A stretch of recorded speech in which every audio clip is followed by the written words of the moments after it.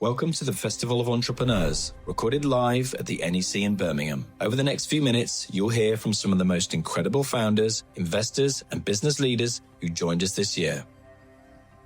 I'm your host, Alex Chisnell, co-founder here at Festival of Entrepreneurs. So thank you for joining us. Also host of Screw Just Do It podcast, which my next two guests have recently appeared on. Darcy is the latest episode, in fact. So we got Maxine and Darcy Laceby, mother and daughter, founders behind Absolute Collagen, one of the UK's fastest growing direct-to-consumer beauty brands. What began at Maxine's kitchen table just a few years ago has grown into a multi-award winning brand, valued in tens of millions with a loyal global customer base. Put your hands together for Maxine and Darcy.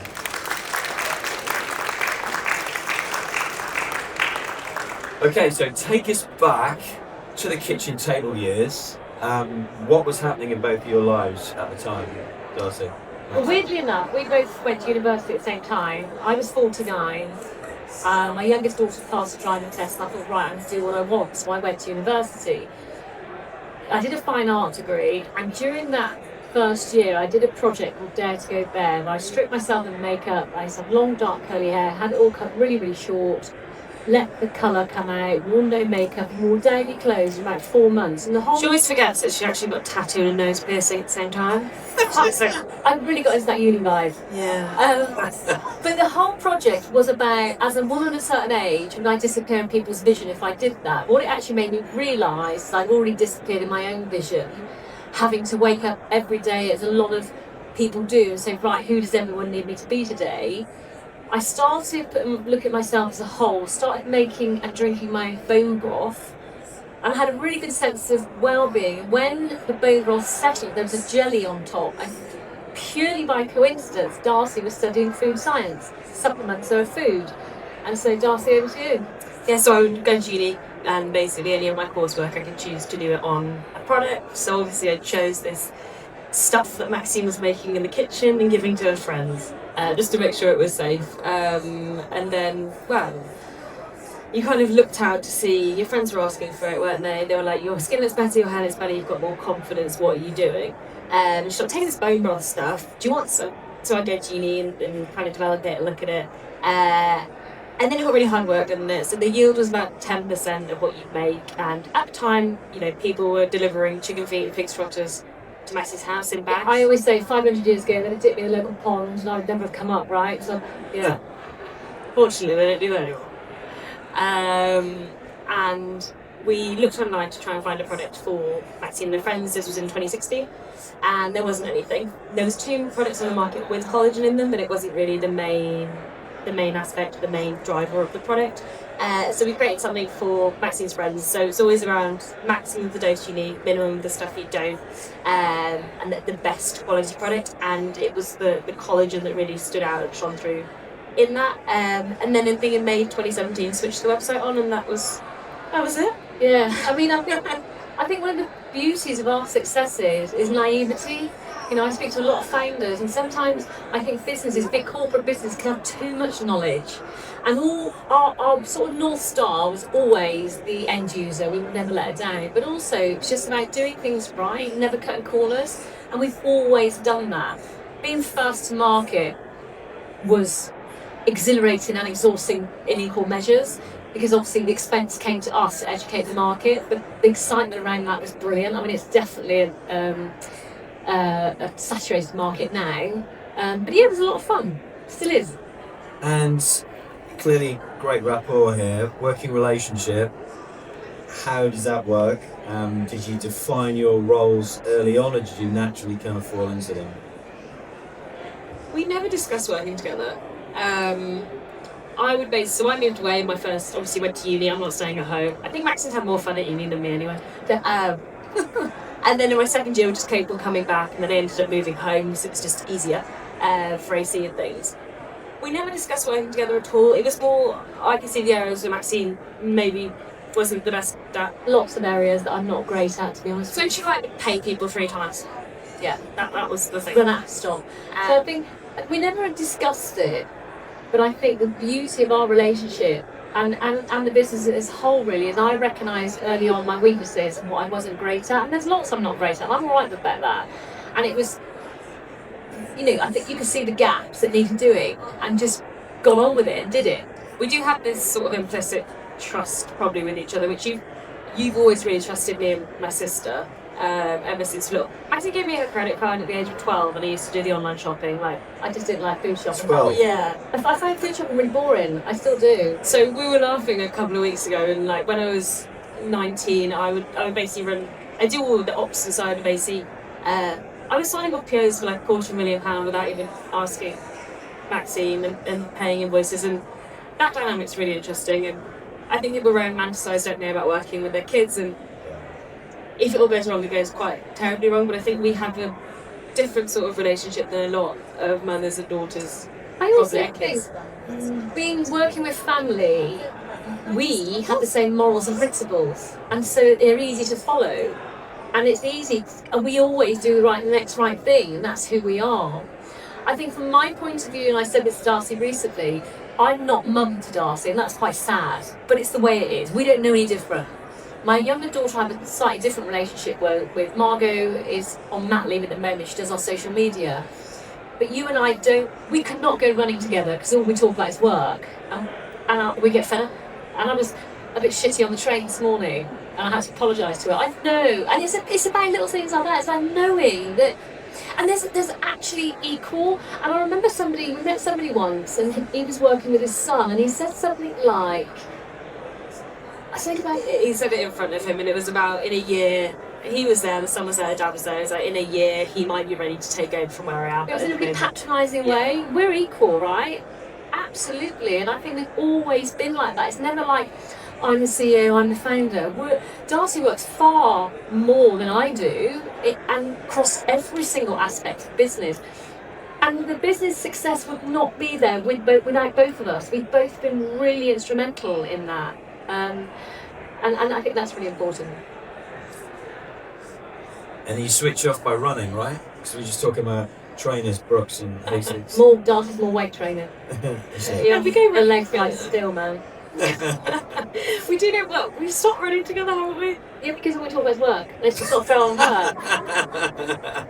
So yeah. You've learned not to bring up work all the time. You know when I don't want to talk about it. Yeah, and I think we both have to. And I think that is if you work with your partner or family, you have to. It's quite often there'll be difficult conversations you want to have, and you've got to think, is it the right environment? Or have they had a really bad day? They need to hear that. And I think you do that with any working environment, and I think that's just huge respect for the people you work with, and we're able to do that. Yeah. Carry on. Sorry. All right. So rewinding it back to early years, at what point in time did one of you or both of you think we're actually onto something here? Darcy will talk about it because you talk about it really well, but it's both the same day for us, I think. Is it? It's like November 2019 in London. So we were at a beauty event, and I think being in the Midlands, and I'm guessing the majority of people here are from Birmingham or surrounding areas, right? And you kind of are stuck in this, like, not bubble, but London's a little bubble, like, they all have their own thing down there, and we're down there every week, pretty much. But you go down there and you kind of like, you see all this kind of mad entrepreneurial stuff happening, and businesses thriving and whatever. And we used to work out at your house. We built a garage so we could do the fulfillment. We had 7 people working in Maxine's living room. It was really bizarre. We were filling 3,000 orders a month from my garage. A week. 7,000. Yeah, a week from our garage. Yeah, it was bizarre. Lockdown was interesting. So how do you scale that with trying to keep some kind of personal touch with your customer base? Yeah, so at the beginning we used to write a note with every single order, and then that changed into sign every note for every single order. That changed into print a handwritten Maxine on every single order. And then we still do personalised notes and still do things like that, but it's just changed in the way that the business evolved. Like in the early days, for instance, I was chatting about getting Daily Mail articles, weren't we? And we would get those sort of amazing PR hits from the likes of talking about Maxine's story, talking about bone broth, chicken feet in the kitchen. No one wants to know about that nowadays. So our brand has had to really evolve. Like we're established player in this market in collagen and beauty supplements. But we've had to evolve with that. Like I speak to 2 customers for an hour every single week, and we try and figure out their needs and what they want and how to sort of serve them better. But things just change. So like, we used to send a nail file out with every order. That's changed into a loyalty program where at 1 year you get a free full-size product, or you might get slightly discounted product, whatever it might be. And it's just always evolving, isn't it? Yeah. It's hard to. I think for us it was about keeping the customer. Our absoluters, like as they call themselves, actually are our North Star. So if you go back to 2017, so if you think back to 2016 when it all really happened, we was doing everything behind the scene. There was not really any direct-to-consumer brands, and I wanted to go direct-to-consumer. Having no business or e-commerce knowledge, by the way, I just knew I wanted a relationship with her, and I knew she was the important person, the absoluter, and so that's something we've always done, and I really believe that was part of our huge success. The fact that a huge part of our success, is the fact that we've always kept the absoluter in mind. So if you look at our business model, direct to consumer, we are now in Boots only this year. Subscription model, no obligation subscription model, because that's what I wanted for myself, because I've been locked into some bullshit subscription that kept me in there for 6 months. So I was like, I don't ever want to do that to anybody. Darcy created the packaging to be able to go through the letterbox, so she didn't have to wait in, she didn't have to go to the post office. It was all about making life simple for the end user, and that's a business model that gets rolled out time and time again now. But it's for us, and still today, every meeting we have, I've got a CEO now. I said Darcy is far more in the detail of the business now, but every meeting, every board meeting, I'm still in the business. All I care about is on my shoulder is how is that affecting the absoluter, and as importantly, how is that affecting the team? And it's about, and I think that's a huge part of our success, even today, is listening to our consumer, putting her first. You mentioned team, so when you started off, and you said you like 7 of you in the garage. One, then One, 2, then yeah. 3, then 4, yeah. So how many people working in the business now, like as a whole? 68. 68. Wow. But it's a lot. I It is find a it a lot. lot. Remembering names and stuff like that. And I can't put all down to menopause, can I? But yeah. Interesting chatting to Rowena Bird from Lush yesterday, and she was saying they always try to promote from within, but they've got to the stage where she said like Europe was like a lost leader for them, wasn't it? And she's in for the first time we might actually have to promote from outside the organisation. You think, wait, look, a long time if the whole of Europe is unprofitable for you. Wow. To make that decision. I mean, we do a lot of training and we do promote from within. We struggle to get people into Birmingham. I think that's fair to say. Yeah, especially like that sort of head of digital kind of tech resource. Really struggle. A lot of our employees come from Manchester, North Manchester, even London. Yeah. But none are half an hour away. And that's not trying, by the way. We try very, very hard to promote from Birmingham. We're Midlands business, we're very passionate about the Midlands. But it is really, really difficult. You mentioned, being first to market. What's your industry like now, and how quickly were there copycats from 2016? The market is absolutely saturated now. It didn't come quick. It's only happened the last 2 years, I'd say, that really shocked us. Because we thought it'd be far quicker. I think what really winds me up about the supplement industry is unregulated, which is to the end to the consumer. What that means is I find it easier to bring a supplement out that you ingest than create a product for your face topically. That's scary, and not all ingredients are equal. A lot of you might know that, but. So especially with collagen has now become a commodity, and so they want to grow the animal, whether it's fish or bovine, quicker. So they pump them full of antibiotics and hormones, and that terrifies me. So we don't do any of that. We're the only collagen brand that's actually gone out and audited the collagen supplier. And it frightens me that no other brand has done that. We use one that a lot of brands don't use. There's reasons for that. It's double the cost of any other brand. Our collagen, we have this probably in the board 3 times a year, or we could reduce the cost by getting cheaper ingredients. Yeah, that's compromising quality, and we will not do that. And I was saying to somebody today, the only way I can explain it simply is if you've got Fairy Liquid, you've got a cheaper brand, one drop of fairy liquid goes a long way. Promote fairy liquid all the time. And Tuber brand won't, and that's the only way I can explain it. And we don't. Our collagen is not full of antibiotics and hormones, and that really, really scares me.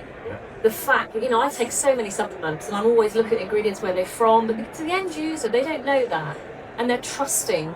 So you've got a lot of people that have come into the industry, and it literally is copy the business model, run it from a spreadsheet. They don't even look up at the consumer.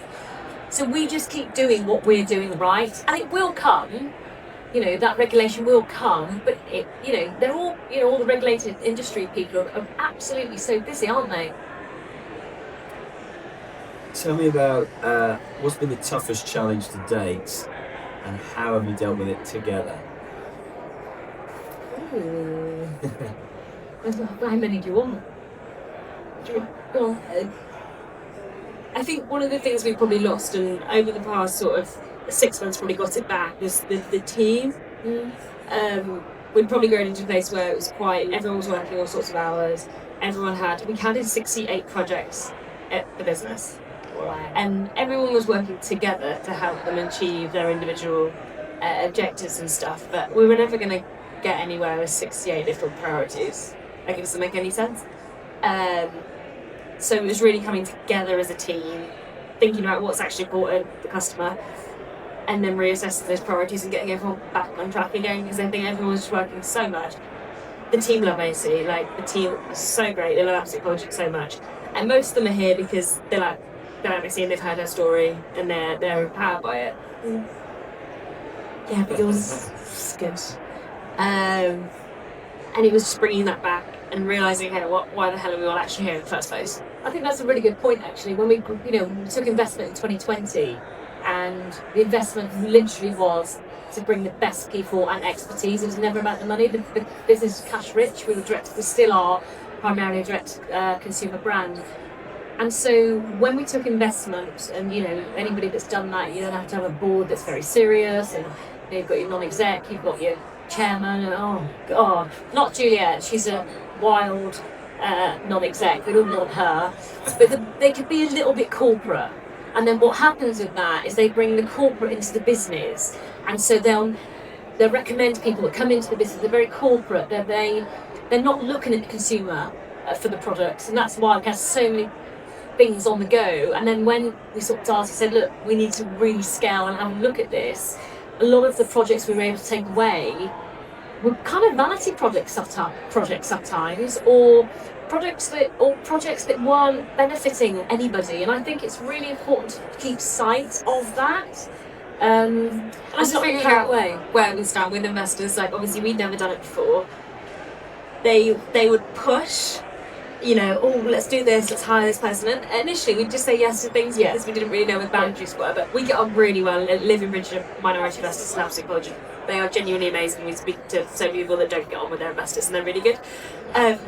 But just figuring out what those boundaries was quite hard, isn't it? Yeah, and I always say to people, when you go for investment, you've got something they want. You're not going to tell to your legs, with your hand out. You're going to sell a business or a product. They have money they want to spend.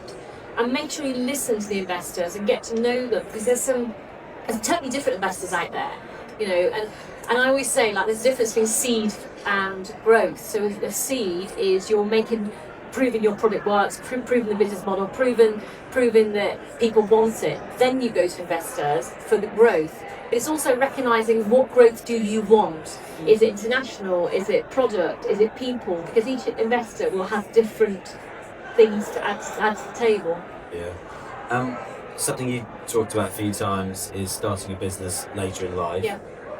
What would your advice be to somebody who maybe thinks it's too late, that's passing by the opportunity? Do you know, I get asked this question a lot. It's something I've never even considered. It's just solution. It just needed to. I never thought, oh my god, I'm 49 or whatever. I'm 59 now, by the way, and I still don't.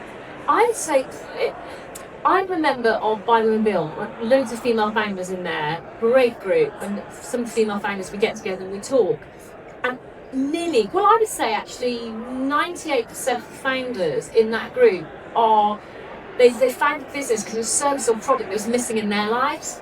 And so that's invariably what happens. If you've got a need for it, somebody else will. And I think don't look at the bigger picture. If somebody was saying to me now, oh, you know, you'd be running a £30 million business with 60 on, I'd be like, no way. You all start with one phone call, one purchase. And I think we have to remember that. You know, take it, you know, just look at where you are. And if you don't, and it takes courage to take that step. You are a massive risk taker. Yeah, I've got to the point where we got digital marketing. So we brought someone in December 2017 to do digital marketing. £8,000, £5,000 in ad spend, £3,000 in fees. Which can I say? Which we're spending that now. But yeah, I thought that was a lot. I was surprised at this, how much money it was.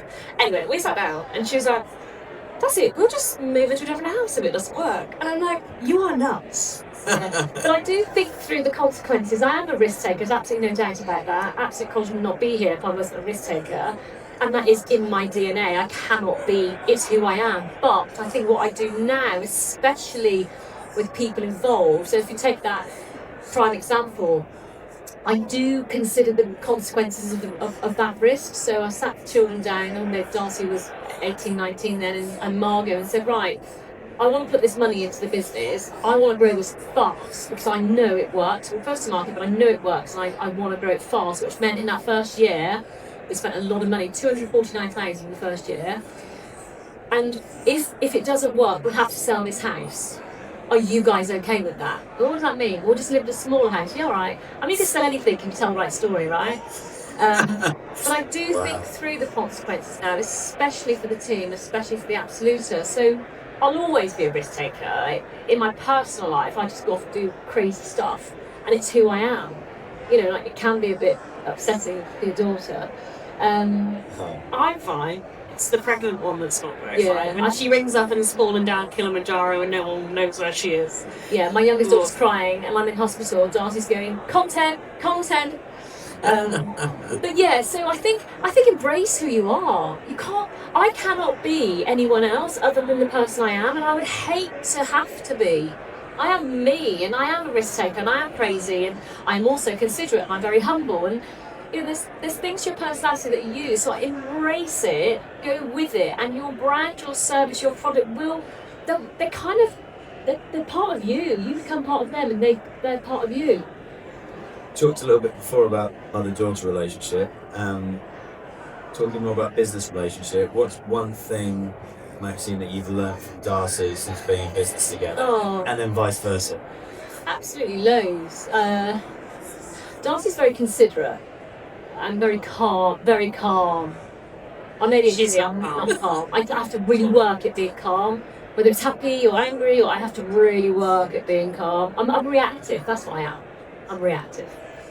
And I think the thing I've learned from Darcy, one of the things I've learned a lot from her, is just to remain calm and think things through without reacting. And I find that so hard because I'm really expression. I've got lots of expression.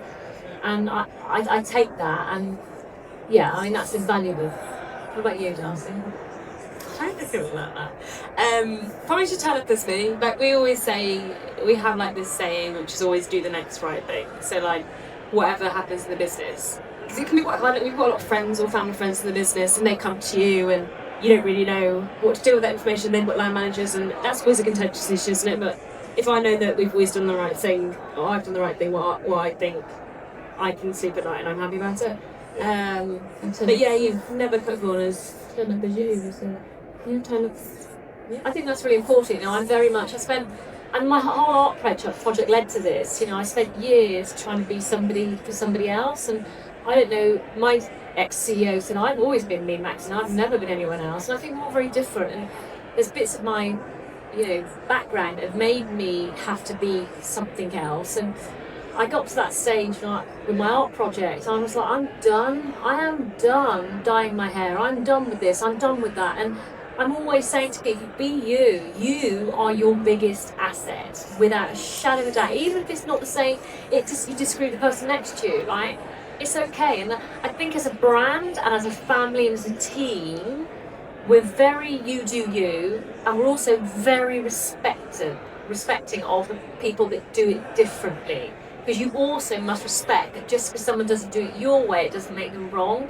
And I do think that comes into the culture of Absolute Collagen. It also comes into what Absolute Collagen stands for. just coming to an end, so I'd like to open questions up to the audience. Anybody got a question for Maxine or Darcy? Quite a few. Have we got a live mic? We can look at that. Seamless. Thank you, Louis. He's got the camera and the mic. Louis the legend. Multitasking. There he goes. Thank you, Maxine. But there seems to be two schools of thought. I'm picking this up today as well. You mentioned about how you started at the kitchen table, how you sold to friends, and then you also mentioned about a business plan and proven that you can take this and scale it. Yeah. So when you're talking about, is there a gap in the market? I think what I'm learning more is there a market in that gap? 100%. So how did you go about understanding the total addressable market and coming across as credible that you got that investment, you were able to build it? I think there is definitely a gap, by the way.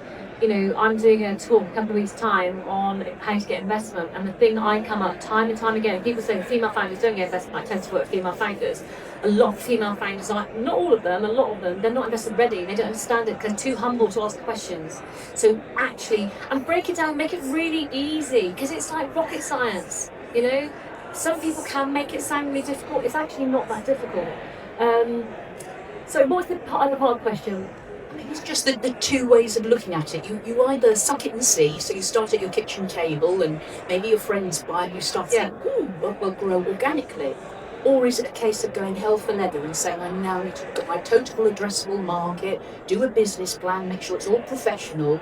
It kind of seems to be between the two. And I think it depends on you. I mean, we were turning over 70 million when we got investment. We didn't realise how good we were. And that moment going to London when we were recognised, oh my God, you're the Collagen people, we were like, whoa, they're talking to us. You know, that was the moment we realised.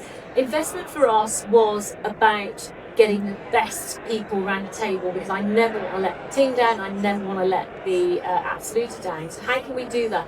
And Darcy was chatting to somebody this morning or yesterday about we've attracted some really good talent to the team who would not have come had we not had that backing of an investor. And it was never about the money, it was about they just want to work for somebody they know is professional. Because founders, we can be a bit crazy.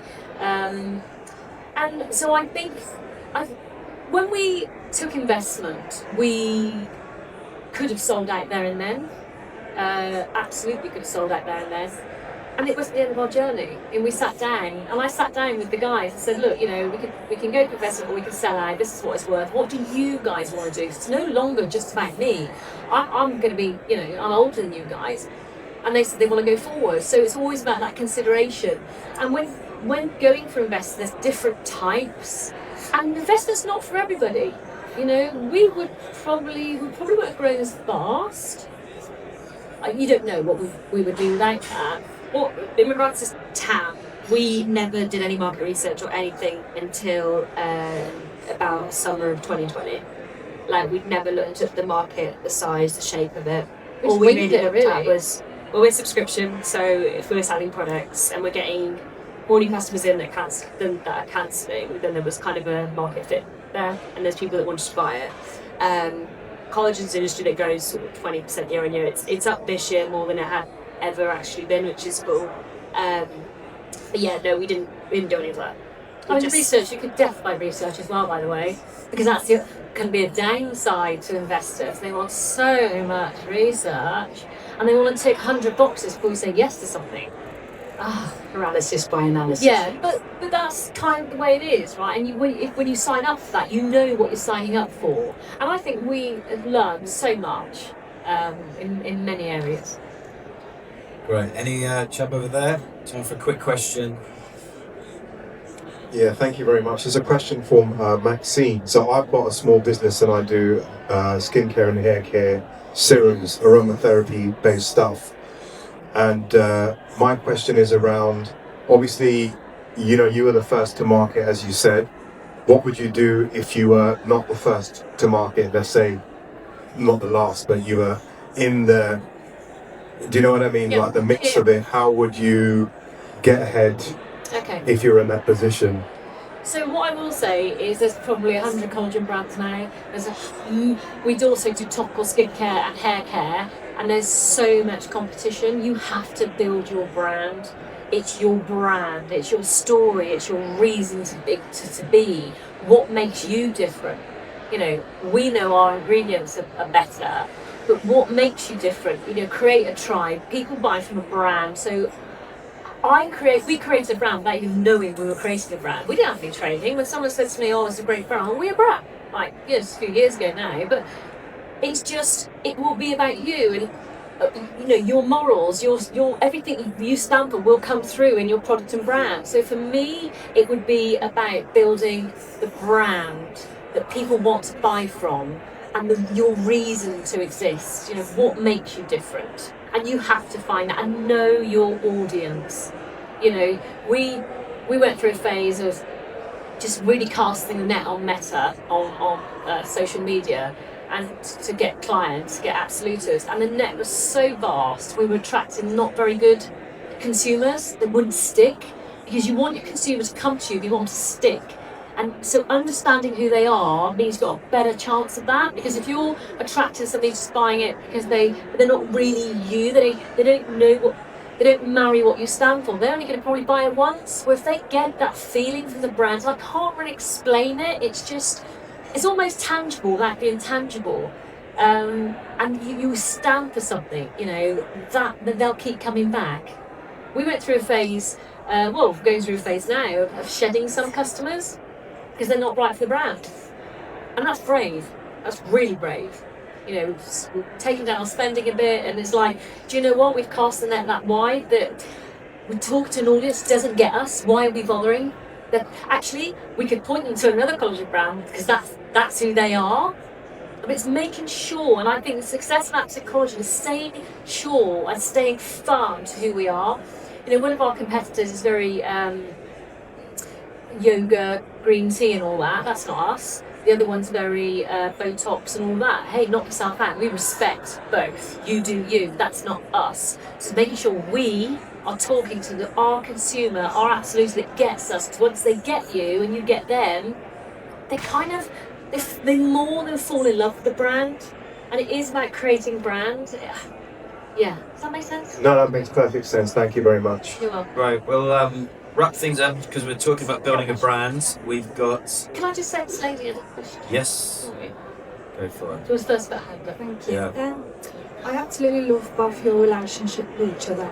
I work with my husband, so I know how it feels to have constantly work on the brain all the time. It is hard. So my question was, basically, sometimes, like, as an entrepreneur, it's really hard. I've had multiple businesses, and I'm in property now. But, like, as a person, what have you had to sacrifice to be the person you need to be? Great question. Such a good question. I've had to sacrifice being mum to Darcy. That's really sad. I don't have it with Margot. Margot's my youngest daughter. She's not as involved in business as Darcy, that is a sacrifice from my point of view. But we don't do any different. And I don't think I've sacrificed anything else. What have you sacrificed, Darcy?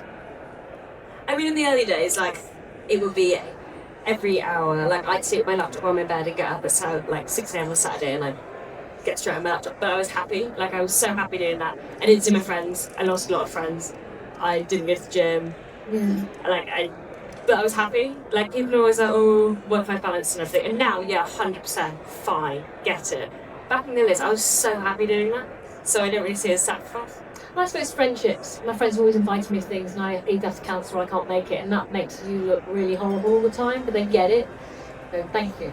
Thanks for watching this special episode from the Festival of Entrepreneurs. Our mission is simple: to help founders and business owners grow faster, think bigger, and take action. And if you were part of the event, thank you for joining us and being part of the community. And if you missed it, don't worry. We'll be back with even more ideas, inspiration, and opportunities to help you take your business to the next level. You can find out more and register for future events at festivalofentrepreneurs.co.uk.